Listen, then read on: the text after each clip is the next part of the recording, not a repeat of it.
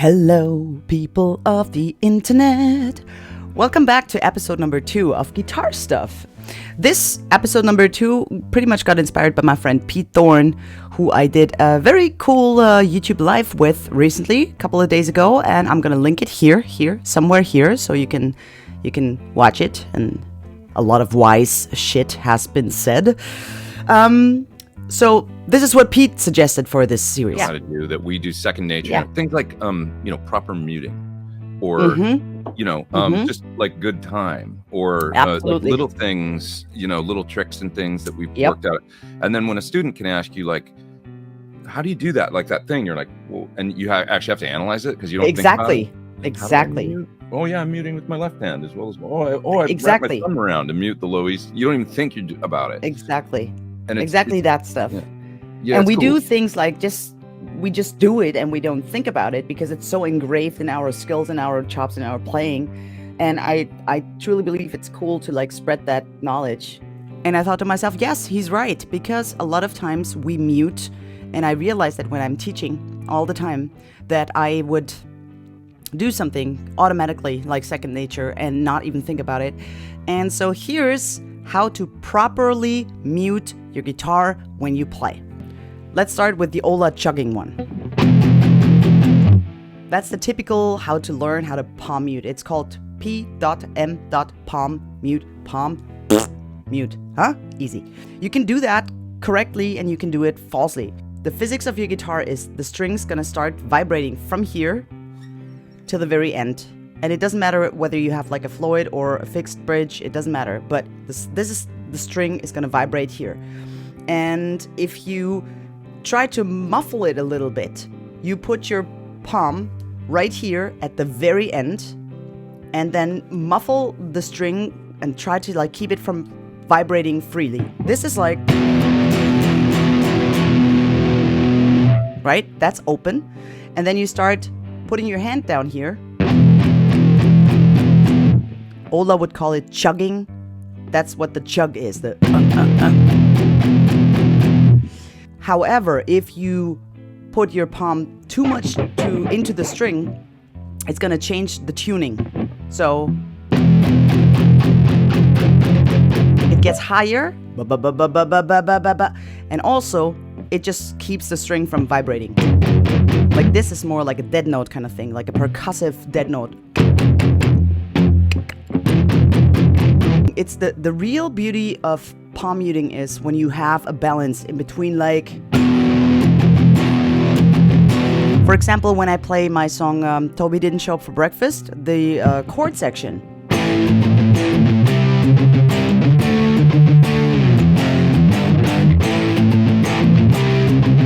There's another way of muting strings. When you go like the staccato play one. That's not de woo, e woo. That's more like ga, ga, ga. You can do that when you have a vibrating string. And you touch the string not necessarily here, because this is a common thing that my students do wrong. If I say, play like this, and then mute the string so it's short and staccato, they would go like,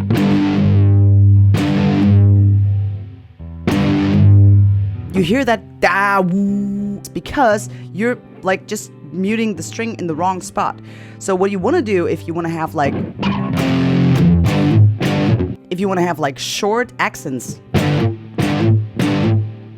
you want to mute the string more where the neck pickup is, because that way when your string vibrates, you just keep it completely from vibrating, which isn't the case when you mute it right over here, because you'll always have this like da woo, and you don't want that sometimes, right?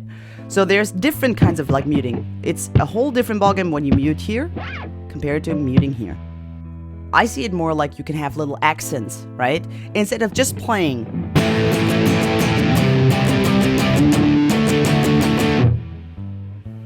That's very punk-ish. That's very... Oh god, I just called Nirvana punk. I'm gonna be cancelled now. If you use palm mute technique to get like an effect, like accents. So the ones that you are not muting, these are the accents, right? And I'm sure, again, everybody knows that already, but it's basic stuff that I do, and I sometimes forget to tell my students, and they would play and it would sound different. Actually, this week I was pretty much in my music school, I was teaching, and I told my students about this series, and I said, well, isn't it sometimes the fact that I tell you what to do and you do that, and still, even though you do exactly what I tell you to, it sounds different? And all of them were like, yep, exactly, Jen. And I said, okay, yeah. It was the same with me and my guitar teacher back in the days, you know? It's like you do everything, but then the guitar teacher does something automatically that he or she doesn't think about. And this whole series is about exactly that stuff, which you, in your subtle way of thinking and playing and performing, do without even pointing it out. Muting in a proper way is something very important, especially in the rock and hard rock and metal business, because that is actually it adds some like low depth to your sound. So it, instead of like ga ga ga ga ga, it goes like doof, doof, doof, and you want that sound. And it's all about how you use your right hand, also the left hand when it comes to playing solo. That's a combination of your left hand and your right hand. I'll make this quick. If you mute, you play a string, open, and you want to have it short. You mute here, somewhere where the neck starts and the neck pickup is, right? But then at the same time, you can mute with your left hand. Now here's the thing. First of all, we don't push. We don't press our fingers on the fretboard if we mute. No. Yes. A lot of my students start muting with just one finger. See what's happening there? You do not want to have the string, which is vibrating from here to here, be interrupted at one little spot, because then the overtones come in. Meaning, right? All these kind of like notes. And there are so many more. I'm gonna do another episode about overtones, pretty much.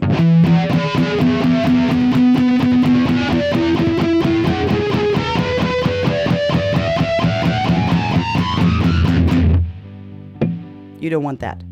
This is pretty much happening when you interrupt the string from vibrating with just one spot. If you have one spot, it's gonna vibrate within itself, and that causes overtones. That's literally your string going from ha la la la la la la to blah. So you would like to interrupt the vibration of your string with more fingers. The more room you have that stops the string from like vibrating, the more likely you're just gonna have like a sudden stop.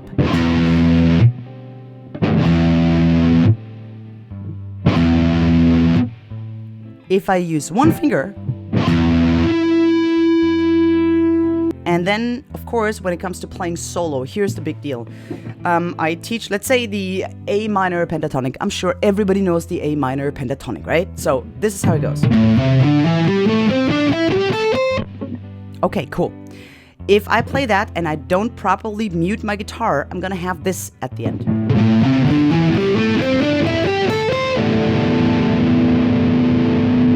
When you play solo, you want your guitar to produce only the one note that you're fretting, the one note that you play, the one note you pay attention to. You don't want all the other strings to go crazy and vibrate because of the vibration of the guitar. As soon as you hit a string, it's gonna go like... If you, let's say, play one note on the G string, let's say the 5th fret on the G string, you want that note. You don't want anything else. The notes or the strings underneath the fretted note are being muted by your left hand. The strings above the fretted note are being muted by your right hand. Meaning, if you practice the pentatonic, your right hand is muting down all the strings that have just been played. You're moving your right hand. And honestly, I mean, maybe I'm wrong, I don't know. This is just my experience and my point of view. If you play and you have your hand stable here, that would change actually the angle of your pick, how you play the string. So you don't want to go.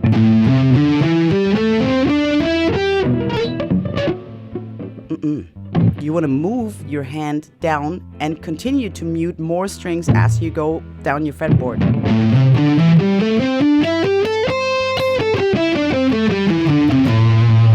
I just use the pentatonic because it's the easiest thing and everybody knows it. Let's say the D string, 5th fret, and I'm hitting this note. And I just want that one note. I'm putting my finger a little bit flat so it would mute the strings underneath, right?